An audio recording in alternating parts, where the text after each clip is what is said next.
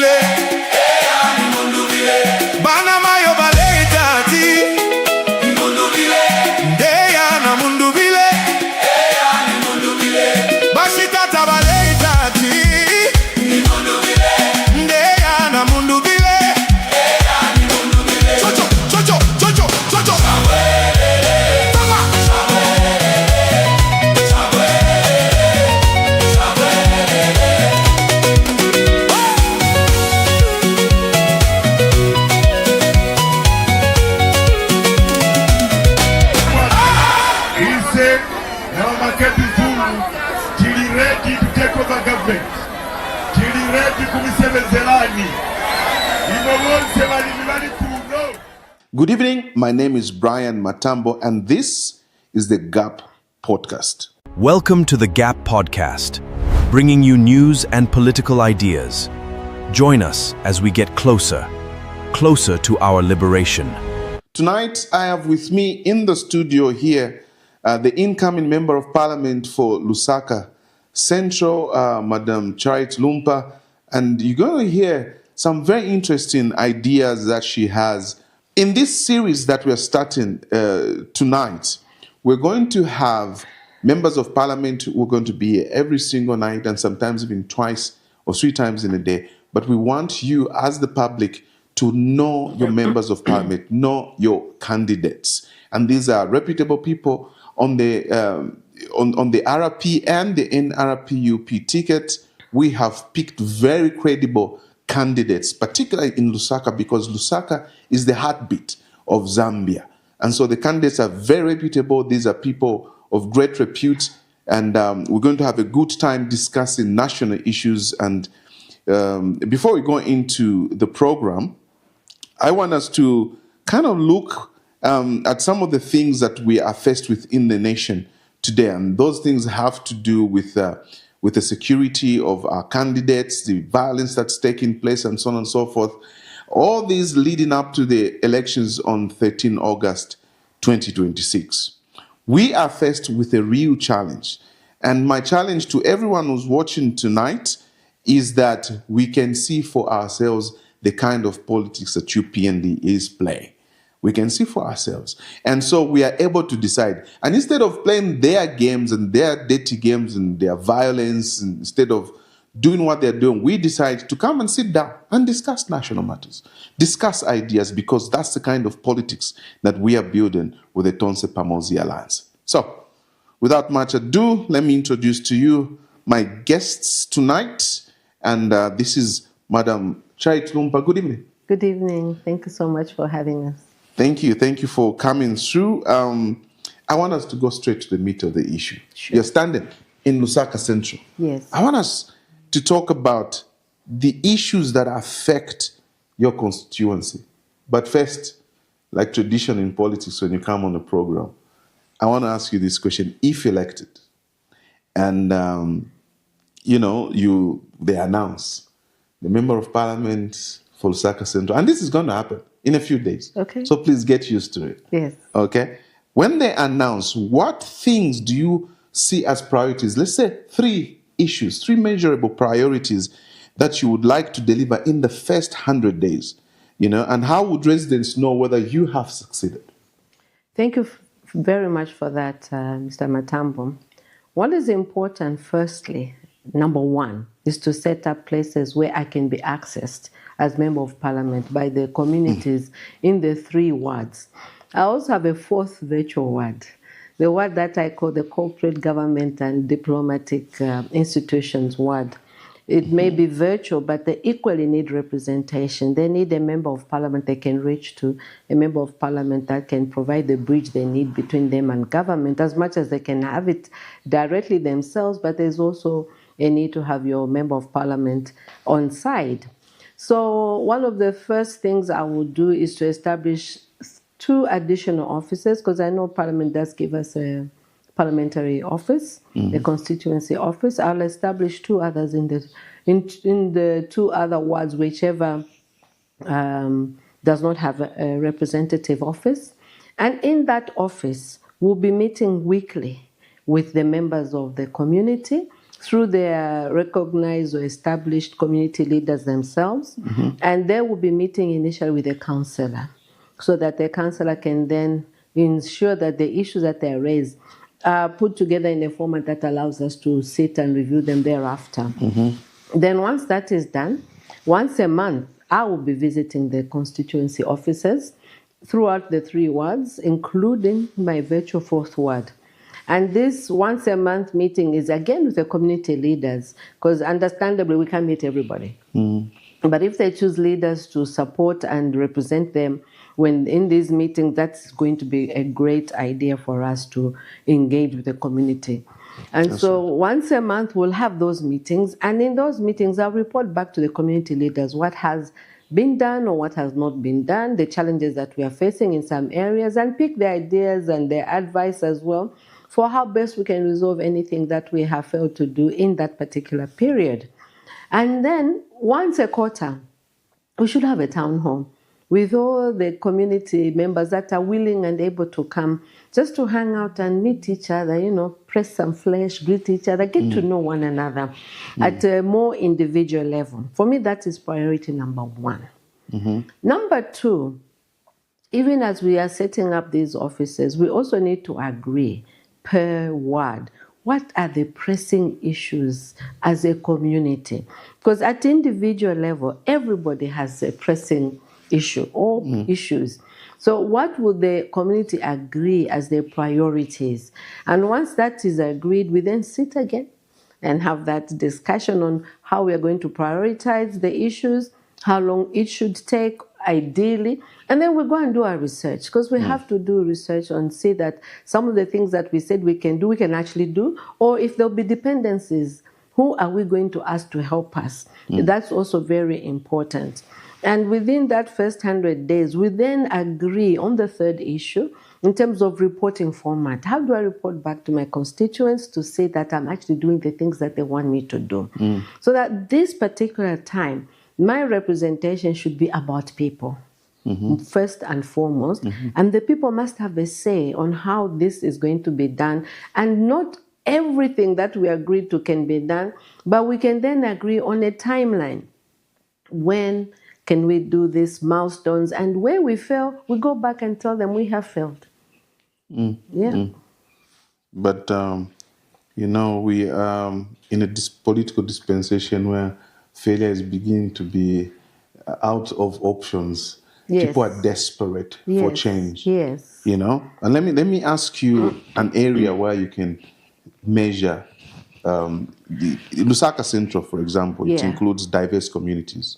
You have Kablonga, Independence, and Luwa wards, and they all have different priorities. They have different priorities. And how would you ensure that development is shared fairly? Because these people the voters, and they are watching, the voters will judge you based on whether you have delivered to them in their ward. So how would you ensure that development is shared fairly in all wards rather than concentrated maybe in Kablonga ward? And that's a good question Because I think people focus so much on Bauleni alone, and it's an important section in our constituency here in Lusaka Central. But it's not the only one. That's what I keep saying as well, that each ward has equal importance. The fact that Baulen is more populous than the others is really appreciated, but that's where you also find the most challenges as well, because it's more like an unplanned settlement and there's more that needs to be done there. We need to sit with the various constituents in each ward and agree what is their priority. I have to keep insisting on that, because I can go in and tell them this is my priority, but it may not align with what their priorities are. And in each ward, once we receive the community's priorities according to how they collectively have agreed to them, then we can say this is how we're going to move and this is how we're going to measure our success, track any development. But most importantly is to give information back. You say failure is not an option. It is an option. We can't promise that, unless it's a new utopian world, we can't promise everything will be perfect. There will be things we can and things we cannot do, especially those things that have dependencies outside the MP's office, where you need dependency from Ministry of Lands, Ministry of Water Development, where you need dependencies from Lusaka Water and Sewerage, from ZESCO, for example. We may not always have those things in our control, but at least we'll give it our best shot. And we can go back and say, we tried this, it didn't work. Can somebody else give us another idea of how we can do it? Or this is what we think we should do. I think the days of promising things to the electorate that we can do, come hell or sunshine, even though you know we can't, is not going to be accepted by the people anymore. And we've kept encountering that even on the ground. You know, now they said, no, now we are just tired of people making fake promises to us and never coming back. You only see them after 5 years. Are you going to be coming back? I've just told you, weekly, monthly, quarterly. Are you going to stick to that? I intend to. I think some of my commitments are coming from my corporate background, where we understand that as a leader, you work through people. And without the people, there's very little success you can have. So I have to. It's mandatory for me. There are challenges that Lusaka Central has, and I've lived here for a long time, so I know. Traffic, for example, traffic congestion. You have challenges with water. You have challenges with drainage and waste management. You know, and infrastructure is aging now. You know, what are I see old houses. That could even begin to be a problem to the people living in their houses. Sure. What are your thoughts on these things? What's your plan? How do you plan to approach these things like congestion, poor roads in areas like Chalala, for example, poor water in Woodlands and Bedford and Chalala, and there's no piped water in Ibex. Everybody in Ibex uses boreholes. How do you plan to approach these issues? I think I've already answered that question previously, but just to reiterate, it's important that we call in all our stakeholders. That's very important. When you look at roads, an MP won't build a road, okay, especially a main artery road. We can support feeder roads through CDF, but a main artery road is very difficult. So if I look at, for example, what road can I cite? In the ring road, for example, in the area that falls with the, I think we need more lanes than the two that they have. And we can go and sit with RDA and say, what are your plans around that? And then we see... And lobby. And lobby, And then we see those huge tracts of land between the road and the neighborhood on the extreme side. I think if you're facing, I don't know which is north, when you're facing going towards Tam, there's this where the pylons pass. Then we go and speak to ZESCO. How else can we do this same thing without having this pylon? So we can use that area then for more road networks or increasing the width of the road. And that's so we can reduce traffic. Reduce the congestion that you are looking at. And then within Chalala, for example, there are very few roads there that are tough. There are rocks where there are rocks. So how else can we go in and support putting in paved roads? And I'm sure in the 21st century, there's technology that can be used for that. So we need to do our research. We need to go to RDA. We need to lobby.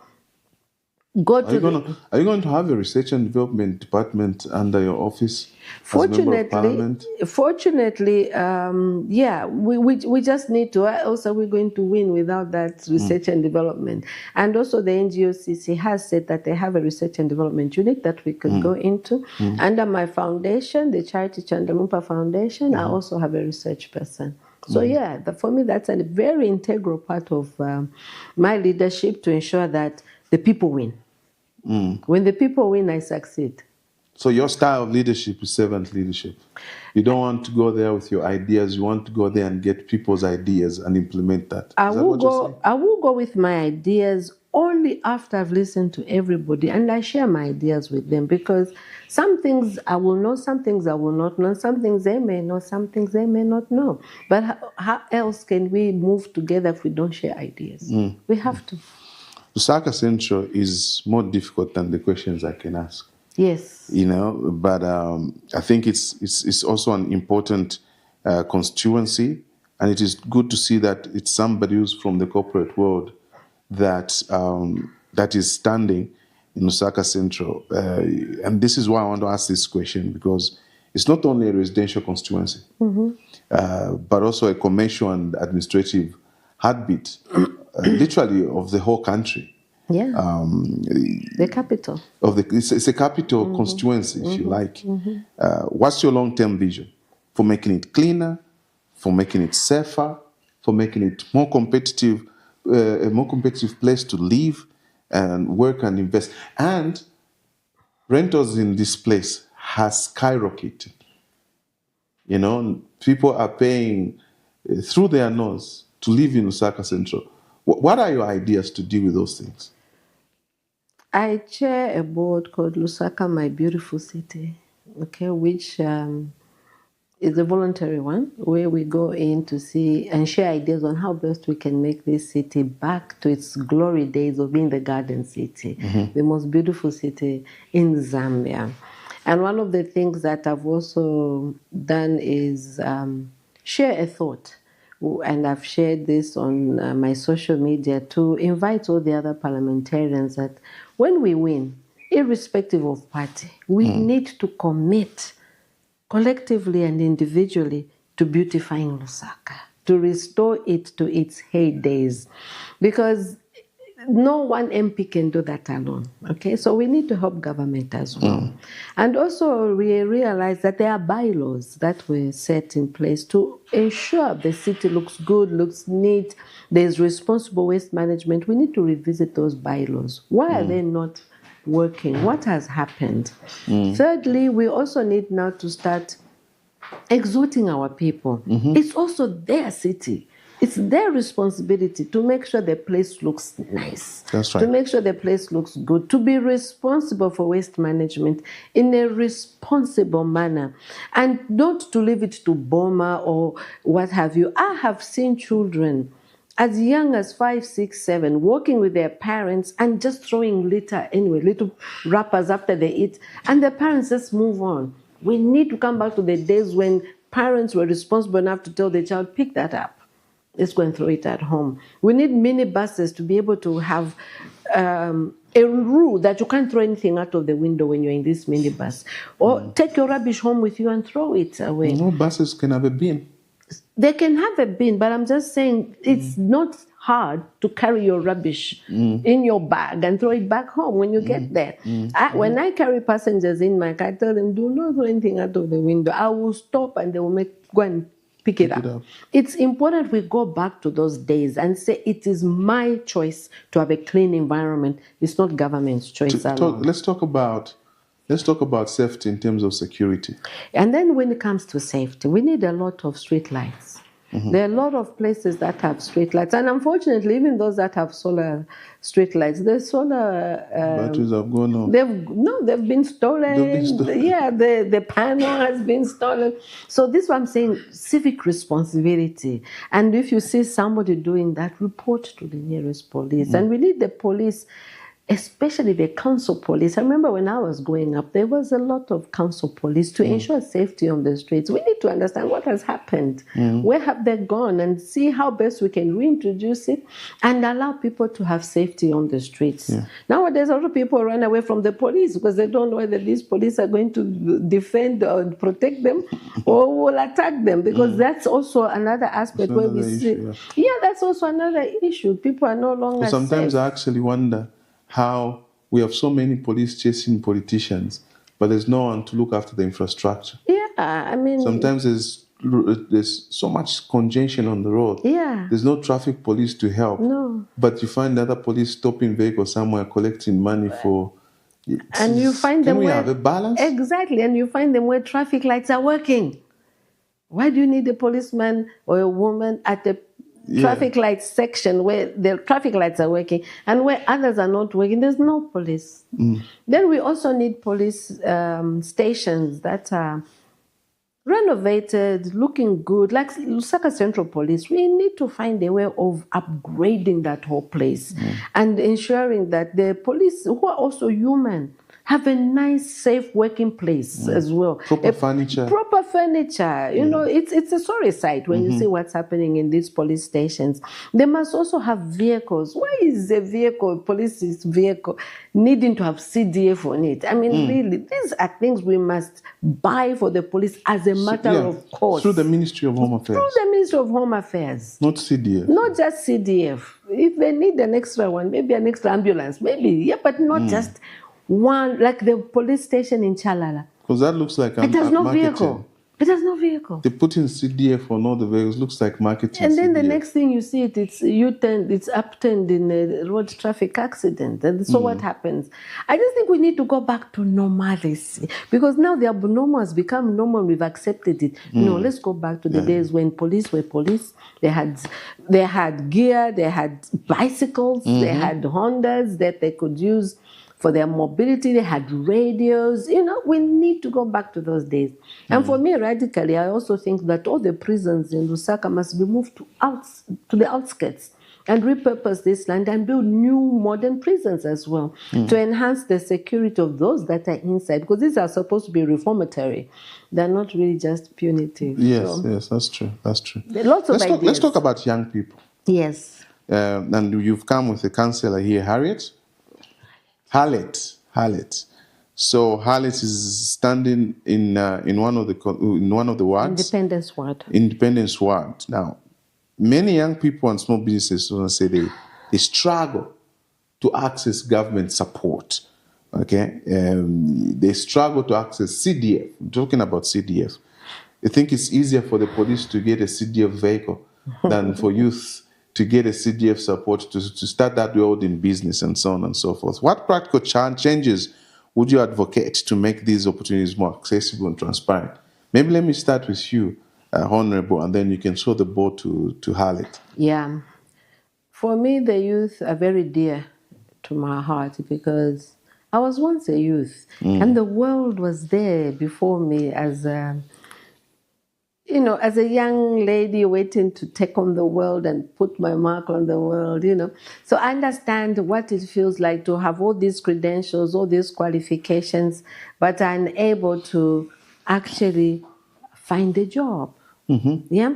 So we need to find a way of helping them recalibrate, okay? Maybe give them new skills, maybe give them, help them develop new skills, help them to find not the normal blue, white collar jobs, but to become employers themselves by starting a business. Yeah. In the developed world, a lot of societal challenges are actually handled by the citizens themselves. They go out and say, let's resolve this. And they set up businesses around that. And in the end, they actually make a living. And from making a living, their businesses grow. They can also employ others. That's right. I think that's a mentality we need. And maybe as a corollary to this, we need also to revisit our educational system, our educational curriculum, and see how it aligns with the corporate world in terms of the skills that are needed. So perhaps we channel people who have the skills the corporate world needs today, or tomorrow, not the skills of yesterday, just as an aside. But we need to get the youths together, initially start them off as cooperatives, and then as they grow, they can branch out on their own. I have what I call the youth cooperative service, which I call the Small Business Zambia. They're two different things, but together they work. And the Small Business Zambia and the youth cooperative is about come together, plumbers, bricklayers, tailors, what have you, that can actually give services in the wards that they belong to. We create a directory. Whoever in the ward needs a plumber, who needs a bricklayer, there's a directory within the constituency, within the ward that they can use and call up these youths. They can help them do the jobs that they want, and they get paid for it, and keep the money within the ward. And as the ward grows, so do the people grow. I like that, and also help them to see how best we can resolve this waste problem, block drainages. We try and lobby for them. I have a network I can call on to bring in funding from outside Zambia as part of my foundation, for example. We can use that experience to help them actually do things that will make them become productive. I like the idea of a directory for small businesses. Yeah, for small businesses. If you talk to me nicely, I might just tell some of the people in my team to help you develop maybe an app where people can just go and look for a plumber, they can find it. Yeah, but we need opportunities to be given to the people in the ward. Absolutely. So that they can do that. And even the people who are given these opportunities, it's not just because you're in the ward that you're getting this, but because you can deliver an excellent job. Sometimes quality is also not something that people pay attention to. How are you encouraging the people in your constituency to protect the vote? Because obviously, there's all kinds of talk as we go into the election on 13 August that we need to protect the vote.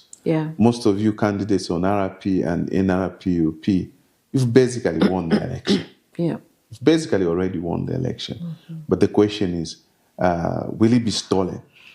So now, how are you encouraging the residents, the voters themselves, to protect their own vote?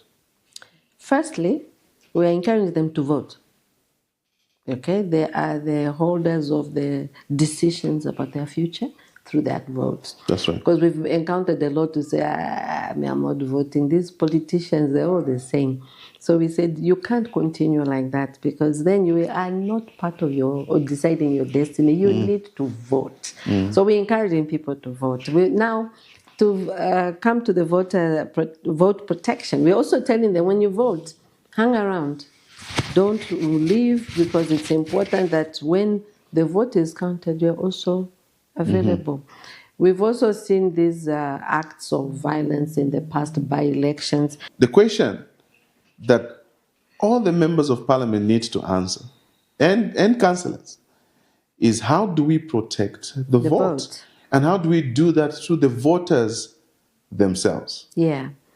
If I can add to that question as well, is that there are those who have decided not to vote, and we are encouraging them that they must vote. It's important for them to vote as their civic responsibility as well as constitutional right to vote, no matter how they feel, because it's important that they're also taking a decision that affects their livelihood, their lives, their future. And when it comes to the day of voting, we've told them not to leave. They must wait until the vote is counted, and counted in a manner that allows all of us to see that it is transparent. And then once the Gen 20 is posted on the window, then we can all leave. Yes. No, that's very important. And as we come to the end of this interview, we have to keep it short so people can, pay attention. So as we come to the end, I think the emphasis for our voters out there is that when you vote on 13 August, don't go home. Yes. The job of protecting that vote is yours. Yes. You must protect the vote. It's your responsibility. If you stay very far from the polling station, carry lunch. If you stay nearby, when you vote, you can go home, have your meal, and come back. Come and protect your vote. It is very important. Don't let anybody steal your vote or manipulate your vote. It's very important. We have to protect the vote. We are not saying you cause violence or you cause a sin, but you have to be there to demand that the right thing is done. But here's the end game. On that day, once they post that the Gen 20 form, take a photo and share it everywhere. On WhatsApp, on Facebook, on Instagram, on everywhere you can share it. Send it to people. Send it via email.